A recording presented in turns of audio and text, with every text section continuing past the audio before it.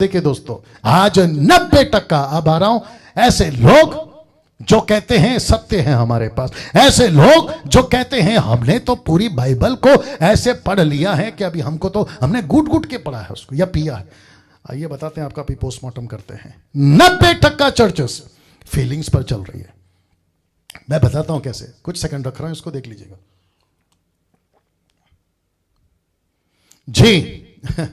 बहुत ध्यान से सुनेगा। 90% चर्चेस फीलिंग पर चल रही है। जो प्रचार होता है 90% फीलिंग वाली बातें होती है।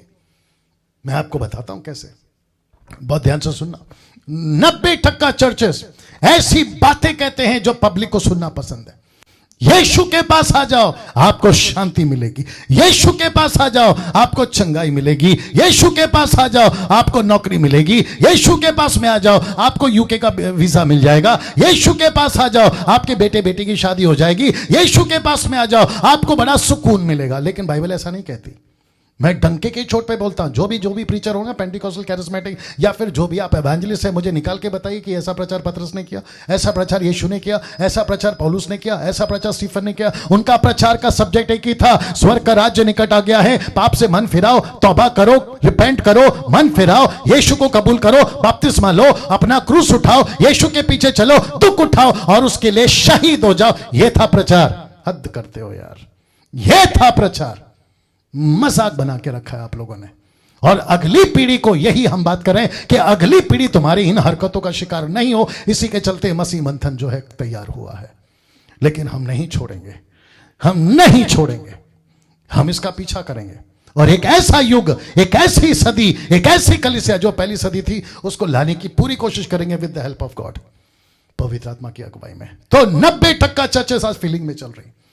आज 90% मैं रखूंगा ना। इसको देखिए, स्तुति आराधना के गीतों में 90% फीलिंग वाली लिरिक्स होती है। मैं आपको महसूस करना चाहता हूं, ऐसी फीलिंग होती है। मैं आपके करीब आना चाहता हूं। और करीबा क्या था होगा ना, और करीबा और करीबा। ऊपर से परमेश्वर टप करके मारता है, बेटा अंदर घुस के बैठा हूं और कहां से आऊं करीब। हद हो गई यार। तेरा दिल, मेरा दिल बने तेरा सिंहासन, यहीं पे बैठा है जिसने लिखा है, मेरा दिल बने तेरा सिंहासन। परमेश्वर बोलता है तेरा दिल सिंहासन बेटा उसी दिन बन गया था जिस दिन तूने अपना जीवन जिस दिन तूने अपना जीवन प्रभु को दिया था। अब हर दिन गा गा के ये क्यों कहता है कि मेरा दिल बने तेरा सिंहासन? ऐसे लिरिक्स लिखते हैं, फिर से कहते हैं फिर से आग बरसा दे, तेरी रूह है पाक फिर से आने दे, वेलकम होली स्पिरिट। ऊपर से पवित्र आत्मा बोलता है बेटा तेरे अंदर बैठा हूं। ऊपर से परमेश्वर कहता है उस दिन दे दिया था जिस दिन कहते हैं पेंटेकोस्ट, पहली सदी। ऐसी लिरिक्स होती है इनकी प्रार्थना में। 90% शब्द जो होते हैं वो फील वाले होते हैं। प्रभु छू ले, टच, ऐसी वाली बात है। टच किसको? विश्वासियों को। अविश्वासियों को बोलो टच, एक्सेप्टेड। अविश्वासी को बोलिए परमेश्वर के नजदीक आओ, एक्सेप्टेड। अविश्वासी को बोलिए तेरा दिल बने सिंहासन, एक्सेप्टेड। अविश्वासी को बोलिए पवित्र आत्मा तेरे ऊपर आना चाह रहा है, एक्सेप्टेड। लेकिन उस व्यक्ति का जिसका उद्धार हो चुका है 5 साल 10 साल 20 साल 40 साल, वो व्यक्ति माइक लेकर गा रहा है कि मेरा दिल बने सिंहासन, तो अब बताइए उसके साथ क्या करें? इसको कहते हैं फीलिंग्स। क्यों? क्योंकि वो किसका शिकार है? वर्शिप करते करते फीलिंग्स। बोला क्यों? पब्लिक का डिमांड है। चर्च चाहती है कि आज ये गाना हो, चर्च चाहती है कि फिर से आग बरसा दे ये गाना हो, चर्च चाहती है। इसको कहते हैं फीलिंग्स। लेकिन सच्चाई कहां है? सच्चाई कहां है? उपस्थिति को फील करो, उपस्थिति को फील करो। ऐसे वाले लिरिक्स, अभिषेक को फील करो, पवित्र आत्मा को फील करो, पवित्र आत्मा की आग को फील करो, नीचे गिर कर फील करो, नाचते हुए फील करो। अब मुझे बताइए ऐसी सारी बातें किस किस से जुड़ी हैं? किससे जुड़ी हैं? माफ करें, फीलिंग्स। सच्चाई क्या है? सच्चाई इसके टोटल अपोजिट है। सच्चाई इसके विपरीत है अजीजों। क्योंकि परमेश्वर का आत्मा कहता है जिस दिन, वचन कहता है जिस दिन, यीशु कहता है जिस दिन तुमने मुझे स्वीकार करा, उसको कहते हैं सैल्वेशन पैकेज। उसमें यीशु आता है, उसमें सैल्वेशन आता है, उसमें चंगाई आती है, उसमें पवित्र आत्मा आता है, उसमें अभिषेक आता है, उसमें फाइवफोल्ड मिनिस्ट्री आती है, उसमें आपका लीडर बनना आता है, उसमें आपका स्वर्ग का नाम जीवन की पुस्तकों में लिख दिया गया। आपका नाम जिस स्वर्ग में, उसको भी परमेश्वर ने डाल दिया। फिर आप जीसस क्राइस्ट, माफ करो ये शब्द अच्छा नहीं लगेगा, फिर सेवकों के आगे भीख क्यों मांगते रहते हो कि मेरे ऊपर हाथ रखो, माझ्यावर हाथ ठेवा, माझ्या डोकावर हाथ ठेवा, प्रे ओवर मी, मैं अपने ले हैंड अपॉन मी, ऐसी वाली बातें क्यों करते हो जबकि विश्वासी हो? इसको क्या कहते हैं? फीलिंग्स। अब आप बताइए कहीं पे तेल बिक रहा है, बोला तेल लगाएंगे, बोला क्यों? बोला ये तेल लगाने से प्रभु के दास ने बोला है आपको अच्छा महसूस होगा। इसको क्या कहते हैं? फीलिंग्स। फीलिंग्स। हंसी से कैसा लग रहा है? क्या ये सारी बातें आपके बीच में नहीं रखूं? आज 90% चर्च फीलिंग का प्रचार कर रहा है। प्रचार कैसे होते हैं? फीलिंग वाले, मोटिवेशनल, और ऐसा गजब का मोटिवेशनल करते हैं, मैं आपको क्या बताऊं। आप जगह से ऐसे उठ जाओगे, मैं जानता हूं टाइम हो रहा है लेकिन बर्दाश्त करिएगा। ऐसे लोग, अब आप सोचिए, ऐसा प्रचार हमको चाहिए या फैक्ट हमको चाहिए? स्तुति आराधना के लिरिक्स। इसलिए आज विवेक जब लीड करने आया था तो उसने पूछा पास्टर कौन सा गाना गाऊं, क्या ये गाना ठीक है, ये गाना ठीक है? मैं वापस कहता हूं जितने भी वर्शिपर्स हैं अपनी लिरिक्स को ठीक करो, अपने गीतों का जो चुनाव करते हैं ना चर्च में उसको जरा ठीक करो। पता है क्यों? क्योंकि परमेश्वर ऐसा किसी बकवास स्टेटमेंट को नहीं सुनेगा, ऐसे किसी बकवास लिरिक्स को नहीं सुनेगा जो उसके वचन से मैच नहीं करता। इसलिए तो पौलुस कहता है इफिसियों 5:10 में, परखो कि प्रभु को क्या भाता है। मैं वापस कहता हूं, परखो कि उसको क्या भाता है। तुम जब होटल में बैठते हो ना तो वेटर आता है, कहता है सर क्या ऑर्डर है आपका, आपके लिए क्या लाऊं? आप उसको जो ऑर्डर देते हो वो लाता है। सोच के देखिए, अगर वेटर कहे कि चुपचाप बैठे रहो, जो ला रहा वो खाओ, तो कैसा लगेगा आपको? आप हर संडे चर्च आते हो, आप हर संडे आराधना का गीत, स्तुति का गीत गाते हो, लेकिन तुम अपनी मर्जी से गाते हो, उसको नहीं पूछते कि आपको क्या चाहिए और आपको कैसा चाहिए। अब बताइए, अब आपको नहीं लग रहा है गलत हो रहा है?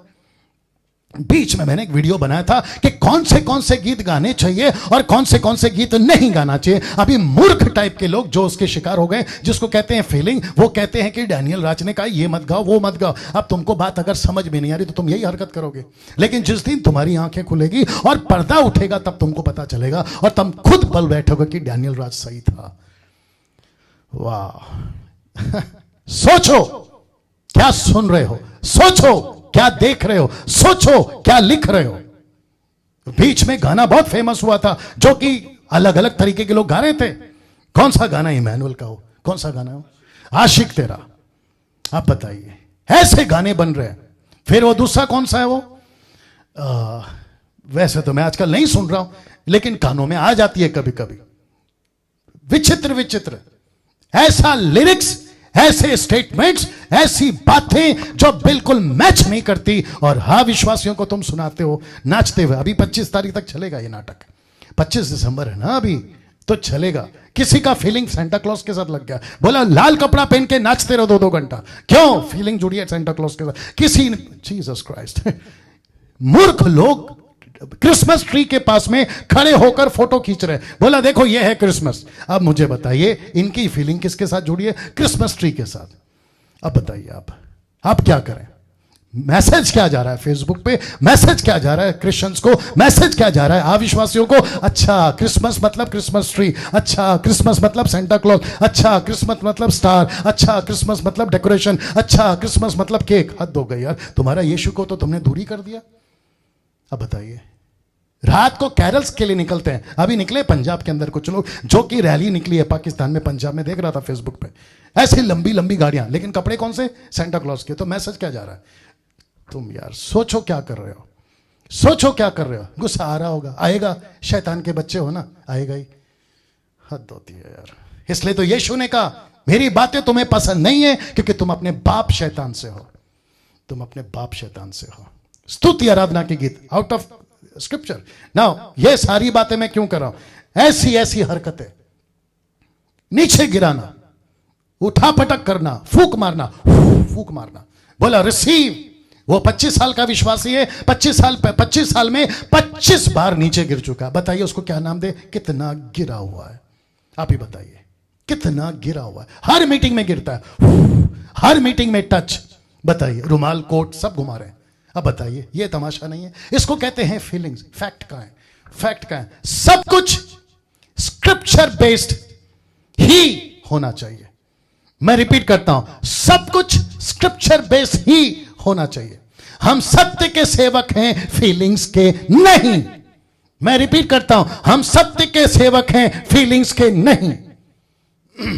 आपका लिरिक्स, आपका स्टेटमेंट, आपका प्रचार, आपकी स्तुति, आपकी आराधना, आपका टच, आपका हु, सब कुछ बेस होना चाहिए स्क्रिप्चर के ऊपर।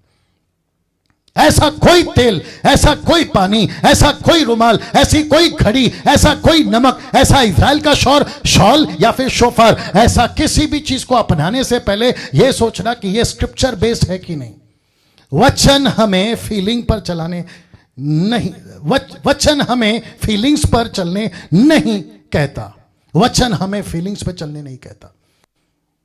फीलिंग्स, वचन हमें फीलिंग पे चलो, अब कनेक्ट कर देता हूं, वचन हमें फीलिंग पे चलो ऐसा नहीं कहता। फिर क्या कहता है देखिए, क्योंकि उसमें परमेश्वर की धार्मिकता विश्वास से और विश्वास के लिए प्रकट होती है, जैसा लिखा है कि विश्वास से ही धर्मी जन जीवित रहेगा। मैं फील पे क्यों चलूं, मैं विश्वास पे चलूंगा ना यार। मैं फील पे क्यों चलूं, मैं तुम्हारी फीलिंग पे क्यों चलूं। मैं तुम्हारे चर्च में आकर, मैं तुम्हारे कॉन्सर्ट में, कन्वेंशन में, तुम्हारे तेल पानी कपड़ा रुमाल के दायरे में रहकर मुझे फील हो तब क्यों चलूं। मैं विश्वास पे चलूंगा, मैं विश्वास पे चलूंगा। इसलिए तो लिखा है ना इब्रानियों 11:1 में, बड़े ध्यान से देखना, लिखा है अब विश्वास, इसको मैंने ब्रैकेट किया, लिखा है अब विश्वास, आशा की हुई वस्तुओं का निश्चय, ब्रैकेट में है विश्वास। फिर कहता है अनदेखी वस्तुओं का प्रमाण है कौन, विश्वास। वापस पढ़ता हूं, विश्वास, अब विश्वास, आशा की हुई वस्तुओं का निश्चय है कौन, विश्वास।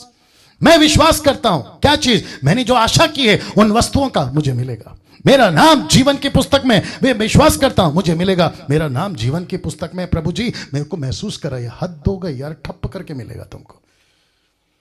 अब बताइए आप, मैं स्वर्ग जाना चाहता हूं प्रभु, मुझे यहां पे फील करवाइए। ऊपर से प्रभु बोलता है बेटा विश्वास करके तू स्वर्ग जाएगा। इसलिए तो लिखा ना यूहन्ना 14:1 में, मैं जा रहा हूं पिता के पास में, पिता के घर में बहुत सारी जगह है, मैं वहां पर तुम्हारे लिए घर बना रहा हूं ताकि जब मैं आऊं तो तुमको ले जाऊंगा। बस तुम विश्वास करो कि ये होगा। विश्वास करो यार, फील मत करो। एक बीच में मूर्ख टाइप का आदमी प्रचार कर रहा था, we have to feel, we have to feel. Feel नहीं, फैक्ट, सच्चाई प्रचार करो, फील नहीं। अब आ रहा है समझ में, क्या गजब का गड़बड़ी मचाई हुई है। रात को 11 बजे आते हैं अन्य भाषा के साथ में, और ऐसी गंध फैलाते हैं ना, आप सोच नहीं सकते। ऐसी डॉक्ट्रिन फैलाते हैं, आप सोच नहीं सकते। ऐसे स्टेटमेंट दे देते हैं, आप सोच नहीं सकते। ऐसा लगता है कभी कभी मुझे कि फेसबुक के अंदर घुसूं, उसका कॉलर पकड़ूं, उसको सट दो मारूं और उसको पूछूं ये डॉक्ट्रिन तूने लाया कहां से। मुझे नहीं समझ में आता कि ये लोग कर क्या रहे हैं। पास्टर डैनियल आपको इतना गुस्सा क्यों है, मैंने बीच में बताया था, यह आत्मिक गुस्सा है और आना जरूरी है। अगर हम मसीह के अंदर हैं, मसीह हमारे अंदर है, तो यह आत्मिक गुस्सा आना बहुत जरूरी है। नहीं तो ये लोग तो हमको ऐसा नोच के खत्म कर देंगे यार। वैसे ही तबाह करके बैठे हुए कई सारे लोगों ने, मैं रख रहा हूं आखिरी वाला फोटो वही है। अब विश्वास, आशा की हुई वस्तुओं का निश्चय कौन, विश्वास।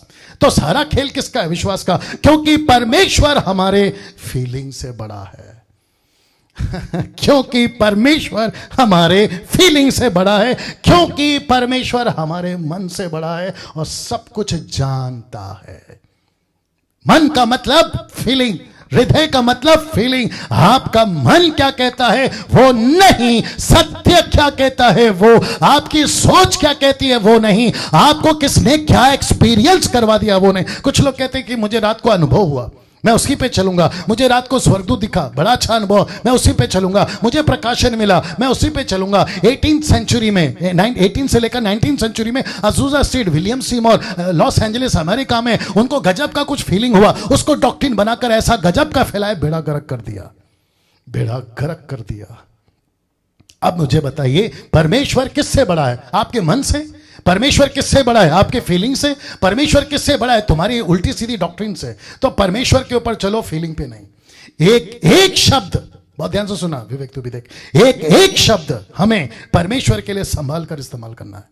एक शब्द, चाहे सिद्धांत बनाना हो, चाहे कोई स्टेटमेंट देना हो, उसमें सच्चाई, वचन होना बहुत जरूरी है। ब्रैकेट में मैंने लिखा है सच्चाई, मतलब वचन होना बहुत जरूरी है, ना कि फीलिंग्स। एक स्टेटमेंट। फेसबुक पे, यूट्यूब पे आते हैं विचित्र लोग और कहते हैं कि परमेश्वर की उपस्थिति में आ जाओ। ऊपर से परमेश्वर बोलता है बेटा मैं तो तेरे अंदर पहले से हूं, तू उपस्थिति किसकी बुला रहा है? अब बताइए, let the holy spirit come, let the presence of God come, let the anointing come. ऊपर से परमेश्वर बोलते हैं everything is inside of you. Vivek बीच में 2 दिन, शायद 2 हफ्ता या पता नहीं, वर्शिप के लिए नहीं आया था। मुझे किसी ने बोला अगर वर्शिप नहीं होगी तो ऑडियंस क्या बोलेगी, क्योंकि बिना वर्शिप के प्रचार कैसे होगा, क्योंकि जब तक वर्शिप नहीं होगी प्रचार कैसे आएगा, क्योंकि लोगों को तैयार करना होता है। मैं आपको बता दूं, परमेश्वर को आप किसी डब्बे में, सिस्टम के डब्बे में, डॉक्ट्रिन के डब्बे में, आपके स्ट्रैटेजी के डब्बे में नहीं डाल सकते। वर्शिप के बिना भी वो आपको छू सकता है, आपको चंगाई दे सकता है, आपके पास आ सकता है, आपसे बात कर सकता है और वचन का काम कर सकता है। क्या बात करते हो यार? परमेश्वर मोहताज है किसी म्यूजिक का? परमेश्वर मोहताज है किसी गीत का? परमेश्वर मोहताज है किसी डैनियल राज का? नो। परमेश्वर के पास में इतने करोड़ों स्वर्गदूत हैं, वो चाहे तो चुटकी बजाकर करवा सकता है, लेकिन हम परमेश्वर को किसी सिस्टम में क्यों डालें? बताइए आप। फिर कहता हूं, किसी भी स्टेटमेंट को लेने से पहले शब्दों का चुनाव करिए। क्या बोल रहा हूं, क्या स्टेटमेंट दे रहा हूं, पब्लिक क्या सुन रही है, अगली पीढ़ी को क्या दे रहे हैं आप? Let the anointing come, let the fire come, let the worship presence come. ये क्या है भाई? रूहे पाक फिर से आ जा, पवित्र आत्मा फिर से आ जा। कौन सा गाने का जिक्र किया था तुमने? और चाहिए, और चाहिए, तेरा रूह और चाहिए, तेरा अभिषेक और चाहिए, रूह का मस्सा और चाहिए। मेरे को एक बात बताइए, ऐसे कितनी बार गाए तुमने? अच्छा, जो गा रहा है ना उसकी खुद की हालत हम जानते हैं। हद हो गई यार। जो पब्लिक को सुना रहे हो ना, अब आप बोलोगे डैनियल भाई आपको कैसे मालूम? 20 साल से यही तो करा था मैंने। आप जितने मुझे जानते हैं ना, मुंबई, नागपुर, पूना, शोलापुर, इधर के उधर के, पंजाब के, गुजरात के, साउथ के, सब जानते हैं कि डैनियल राज 20 साल क्या किया। मुझे मत बोलो यार, इनमें से निकल कर बाहर निकला हूं ना। इसको देखिए, अब अंत में आ रहा हूं, अंत में आ रहा हूं। सत्य को फीलिंग बनने मत दो, सत्य को फीलिंग बनने मत दो, और फीलिंग को सत्य बनने मत दो।